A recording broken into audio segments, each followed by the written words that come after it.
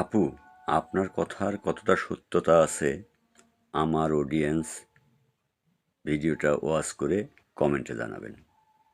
Husband তার ওয়াইফের পরকিয়া মাফ করতে পারে না, কিন্তু ওয়াইফকে আল্লাহ এত ধৈর্য দিয়েছে, এত সবর দিয়েছে যে ওয়াইফ তার হাজবেন্ডের পরকিয়া ক্ষমা করে আবার সংসার করতে পারে। সুবহানাল্লাহ পড়েন।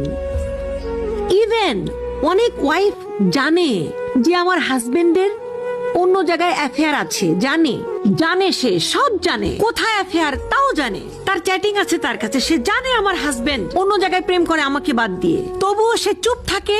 জাস্ট তার একটাই কারণ, শুধু সে তার সংসারটা ভাঙতে চায় না, তার সংসারটা আজীবন করতে চায়। ঠিক কিনা বলেন?